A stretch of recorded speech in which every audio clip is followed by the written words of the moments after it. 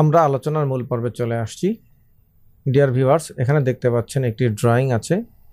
এটি মূলত এবিবি ব্র্যান্ডের REJ601 মডেলের IDMT রিলের একটি টিপিক্যাল কানেকশন ডায়াগ্রাম। তো এই কানেকশন ডায়াগ্রামটার মাধ্যমে আমরা আমাদের প্রয়োজনীয় কানেকশন করে নিতে পারবো, অর্থাৎ এই IDMT রিলেটিকে অপারেট করার জন্য আমরা এভাবে কানেকশন করতে পারি। তো এখানে বন্ধুরা দেখতে পাচ্ছেন অনেকগুলো টার্মিনাল ব্লক আছে, যেগুলোকে নামকরণ করা হয়েছে XK8, XK1, এভাবে 4, 3, তারপরে 9, 10, 2 এভাবে ইত্যাদি। তো আমরা এখানে একটি ফিজিক্যাল IDMT রিলে দেখতে পাচ্ছি। আমরা এর ব্যাক সাইডে এই কানেকশনগুলো একটু দেখার চেষ্টা করব। আমি এটা একটু ঘুরিয়ে নিচ্ছি। আমরা এখানে বিভিন্ন প্রয়োজনে বিভিন্ন রকম কানেকশন করে রেখেছি। এটা আপনারা দেখতে পাচ্ছেন এখানে এই যে XK1, XK4, এই যে দেখা যাচ্ছে XK9। প্রতিটি ব্লকে আবার অনেকগুলো টার্মিনাল আছে, যেগুলোকে আবার 1, 2, 3, 4 এভাবে নাম্বারিং করা হয়েছে। কারেন্ট ইনপুট দেওয়ার জন্য XK8, এখানে আবার 1 থেকে 8 পর্যন্ত অনেকগুলো টার্মিনাল আছে। আমরা ফিজিক্যাল ব্যাকসাইডটা একটু দেখে নিলাম। মূলত আমরা ড্রয়িং থেকেই দেখব।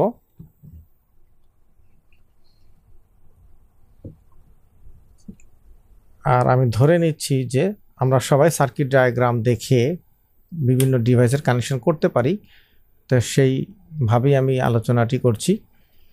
তো এখানে প্রথমত XK8 এই টার্মিনাল ব্লকে যে 8টি টার্মিনাল আছে, তার মধ্যে প্রথম 6টি টার্মিনাল হচ্ছে আমাদের 3 ফেজের কারেন্ট সেন্সিংয়ের জন্য 3টি সিটি ব্যবহার করতে হবে, এবং সর্বশেষ 7 এবং 8 এই যে সিটিটি দেখা যাচ্ছে, যেটি বলা হয়েছে I0 জন্য নিউট্রাল লাইনে আরেকটি সিটি ব্যবহার করতে হয়। যেহেতু এটি ডেল্টা কানেকশন, তো ডেল্টা কানেকশনে এখানে কোনো নিউট্রাল তার থাকবে না বা থাকার কথাও না। সেক্ষেত্রে নিউট্রাল কারেন্ট ডিটেক্ট করার জন্য চতুর্থ সিটিটি ব্যবহার করার সুযোগ নেই। সেক্ষেত্রে এই 3টা সিটিকে স্টার কানেকশন করতে হবে, অর্থাৎ এর S2 গুলোকে একসঙ্গে সংযুক্ত করে এই 7 নাম্বার টার্মিনাল দিয়ে প্রবেশ করাতে হবে এবং 8 নাম্বার টার্মিনালটিকে গ্রাউন্ডের সাথে সংযুক্ত করতে হবে।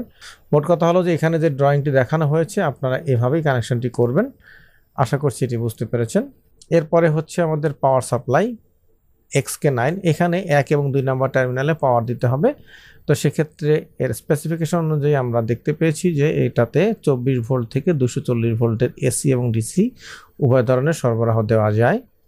আর এখানে 4টি বাইনারি ইনপুট আছে। বাইনারি মানে হচ্ছে 0 এবং 1, অর্থাৎ আমরা এটিকে ডিজিটাল বলতে পারি। তো মূলত এই 4টি ইনপুট হচ্ছে ডিজিটাল ইনপুট, আর এই 4টি ইনপুট হচ্ছে অ্যানালগ ইনপুট। তো 4টি ইনপুটকে আবার বিভিন্নভাবে কনফিগার করা হয়েছে। এখানে XK3 এটিকে মুডবাস কমিউনিকেশনের জন্য ব্যবহার করা হয়েছে। আর এখানে 6টি বাইনারি আউটপুট আছে, যেগুলোকে আমরা বলবো বাইনারি আউটপুট অথবা ডিজিটাল আউটপুট, যেখানে 1, 2, 3, 4, 5, 6 ভাবে আছে। তো এখানে মূলত বাইনারি আউটপুট বা ডিজিটাল আউটপুট 1 এবং 2 এই দুটোকে VCB ট্রিপ করানোর জন্য ব্যবহার করা হয়ে থাকে। তো আপনি চাইলে আউটপুট 1কে VCB ট্রিপ করানোর জন্য ব্যবহার করতে পারেন, চাইলে আপনি 2কেও ব্যবহার করতে পারেন। অর্থাৎ এই দুটো রিলের আউটপুট কন্টাক্ট লোড ক্যাপাসিটি অনেক বেশি। তো আমরা এখানে VCBর ট্রিপ কয়েলকে এনার্জাইজ করার জন্য বাইনারি আউটপুট 2 এটিকে ব্যবহার করেছি। আর অপর যেটি আছে বাইনারি আউটপুট 1, এটিকে ট্রিপ ইন্ডিকেশনের জন্য আমরা ট্রিপ ল্যাম্প সংযুক্ত করেছি। তো এখন মূলত হচ্ছে আমরা এখানে কত ভোল্ট সরবরাহ করব, এই বিষয়টিকে বোঝার জন্য আমরা আগে দেখব যে আমরা যে VCBর জন্য এটি ইউজ করব, সেই VCBর trip coil, closing coil, under voltage coil, এইগুলো কত ভোল্টের। সেগুলো যদি হয় 110 ভোল্টের, তাহলে আমরা অবশ্যই এখানে 110 ভোল্ট সরবরাহ করব। এবং কয়েলগুলো যদি হয় DC, তো আমরা DC সরবরাহ করব। কয়েল যদি হয় AC, আমরা AC সরবরাহ করব। অর্থাৎ সেই ক্ষেত্রে কাজটি অনেক সহজ হয়ে যাবে।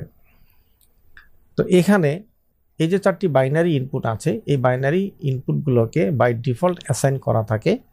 তো সেক্ষেত্রে বাইনারি ইনপুট 2 এটিকে ট্রিপ সার্কিট সুপারভিশন বা ট্রিপ সার্কিট মনিটরিংয়ের কাজে ব্যবহার করা হয়ে থাকে। বাইনারি ইনপুট 3 এটিকে ডিফল্টলি অ্যাসাইন করা হয়েছে রিমোট ট্রিপ করার জন্য। আর বাইনারি ইনপুট 4 এটিকে অ্যাসাইন করা হয়েছে রিমোটলি রিসেট করার জন্য। আর এখানে যে ট্রিপ বাটনটি দেখানো হয়েছে সেটি মূলত ট্রিপ বাটন উইদাউট আইডিএমটি, অর্থাৎ এই আইডিএমটির প্রয়োজন নেই। এখান থেকে পজিটিভ সাপ্লাই এসে এই সুইচের মাধ্যমে যদি আমরা এটাকে প্রেস করি তাহলে এই ট্রিপিং কয়েলের পজিটিভ টার্মিনালে সরবরাহ পাবে এবং এর নেগেটিভ টার্মিনালটি এই নেগেটিভ সাপ্লাইয়ের সাথে সংযুক্ত আছে, অর্থাৎ সেই ক্ষেত্রে এই বাটনটি প্রেস করলে এই ট্রিপ কয়েলটি বা ট্রিপ ম্যাগনেটটি এনার্জাইজড হয়ে যাবে এবং ভিসিবিকে ট্রিপ করে দিবে। এক্ষেত্রে আমাদের কিন্তু আর এই আইডিএমটির প্রয়োজন নেই। তো এখন এই তো হলো মোটামুটি একটি কানেকশন। আমরা চাইলে এভাবে খুব সহজেই এটা কানেকশন করতে পারি। তো বন্ধুরা, এই ছিল আজকের আলোচনা। কথা হবে পরবর্তী ভিডিওতে। সে অবধি সবাই ভালো থাকুন, সুস্থ থাকুন এবং ট্রিপলি ক্যাম্পাসের সাথেই থাকুন। আল্লাহ হাফেজ।